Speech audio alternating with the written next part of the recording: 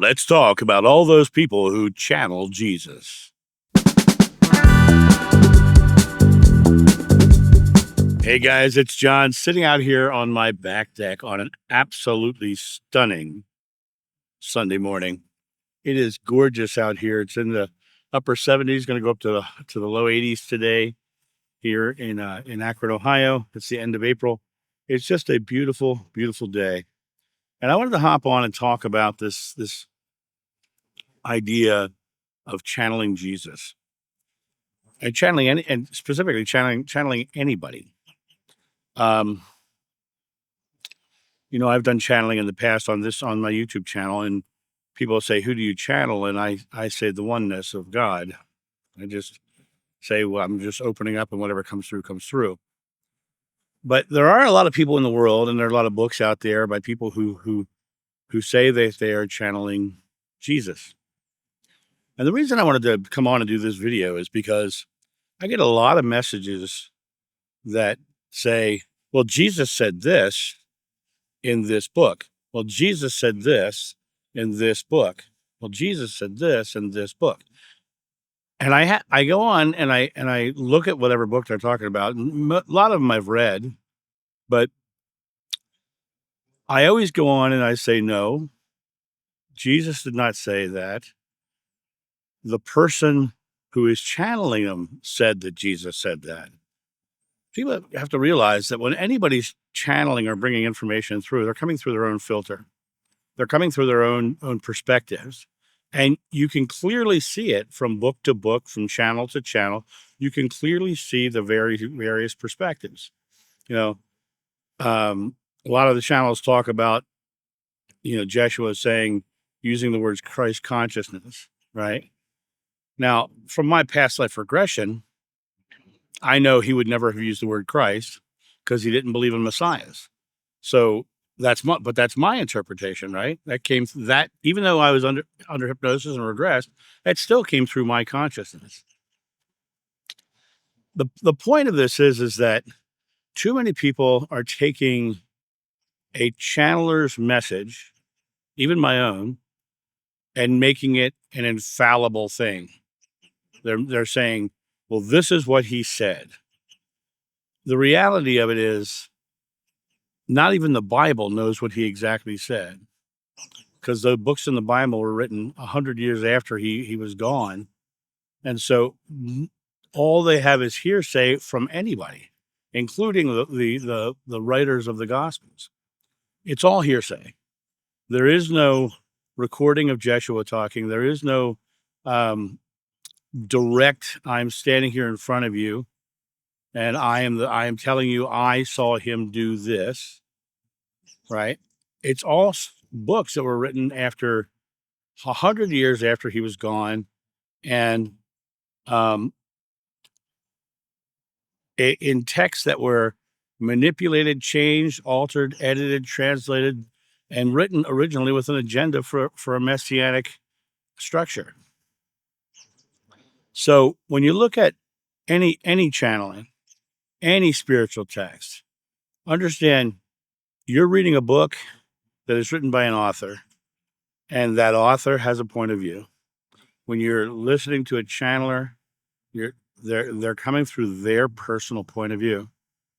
I think we're all connected to the oneness of God. I don't think there's a need for middlemen between us and God.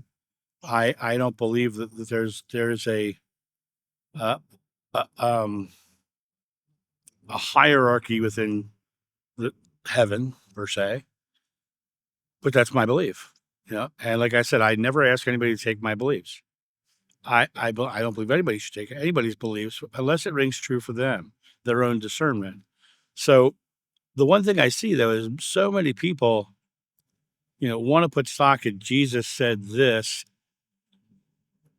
but they have to, if you're going to be critically thinking about it and logically thinking about it, you have to realize what you're reading is someone else saying Jesus said this. And people will often use the Christ letters. And then there's another book. I forget who the guy just recently yesterday said something about it. He said, but you're not talking about this book. Well, that book isn't called the Christ Letters. It's called something else. It has supposedly 9 letters from Christ in it. But the word Christ, once again, comes into play. It's a Greek word that comes from the word Messiah.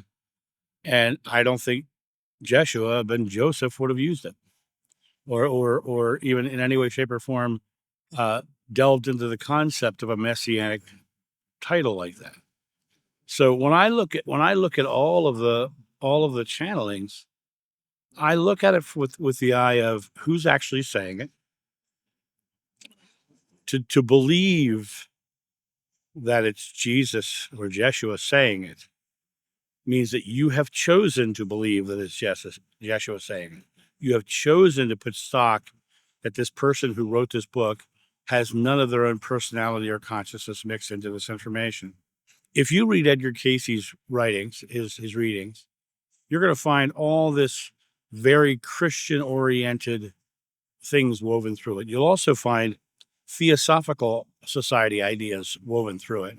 You'll find all these various ideas and beliefs that Edgar Casey himself had woven completely through the document. Is there good information in there? Sure there is. Absolutely. You can find truth anywhere, everywhere. But but it always comes back to your discernment. You personally discerning. Is this true?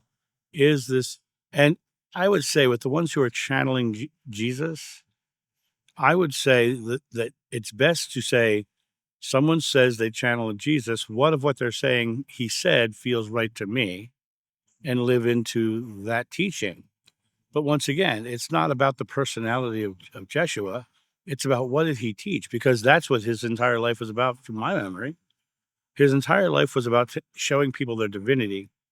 And if the structure is all about Jeshua himself, I was a teacher, not a deity, and all those things, which I believe he probably was, but I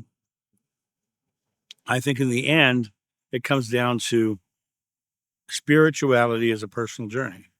And you've got to make that decision for yourself, what is true for you personally. And when someone comes along and says, this is what Jesus said, you have to decide, would Jesus have said that in my personal belief system? And is this person that's saying this, who's probably a very well-meaning person, is this person that's saying this completely clear? And understand that no matter who says they're channeling Jeshua or Jesus, it is coming through their consciousness, through their own belief system, because even Edgar Casey brought his own belief system into the readings. And so, I mean, his dietary stuff is very interesting. You should do this, you should do this, but you have to eat very, very, very crisp bacon because it's a blood builder. That's one of Edgar Casey's.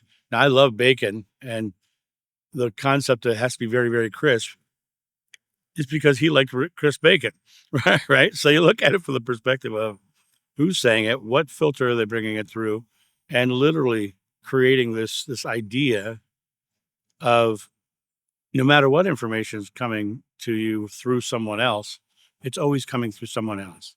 So make sure you're using your discernment about what works for you. If it's loving, follow it. If it's not loving, don't follow it. It doesn't matter about the personality of any of the past teachers. It only matters about what you are doing with the here and now. That was Jeshua's message. He said, be here today, tomorrow will take care of itself. Be here today, tomorrow will take care of itself. Be here today means you being the I am in the now. I am believing this. I am not believing this. I am living on this. I am creating on this. Your present moment. All of the information that's coming in, all of the information, none of it's valid until you put it into action in the present moment, until you are doing something with it. A lot of people want to fill their head with all this knowledge and create this narrative of what the past was. Doesn't matter what happened yesterday. It only matters what you're thinking, doing, and saying in the present moment. And if we're taking this moment and we're taking somebody else's word for this is what he said about this, and this, Are we taking that as, oh, that sounds true because of this? Or are we saying, well, what can I take from this and live into my present moment? What can I love about this and live into my present moment and see a result? My whole life has been, since my first spiritual experiences, my whole life has been putting the teachings into practice. And the more you can put these things into practice, the more you start to see results. And trust is developed by results over time.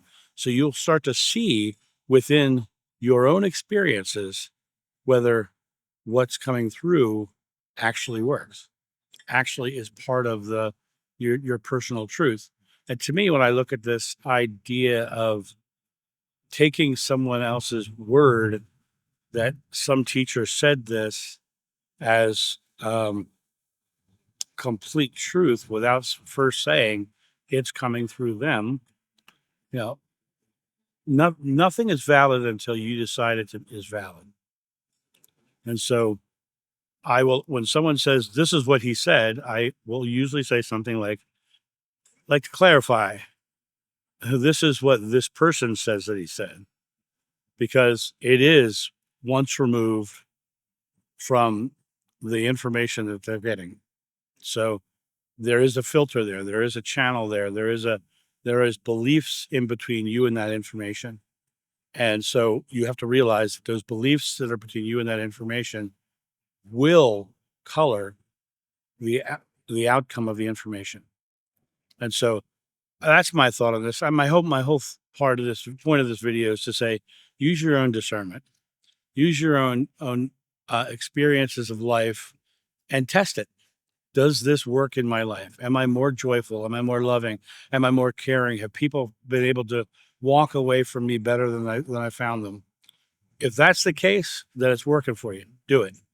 But if it's not being put into practical motion in the present moment, and it's just information coming through somebody else that you're just reading and liking, then I think I think that it's time to start putting things into action. Live your loving life and see the outcome of it.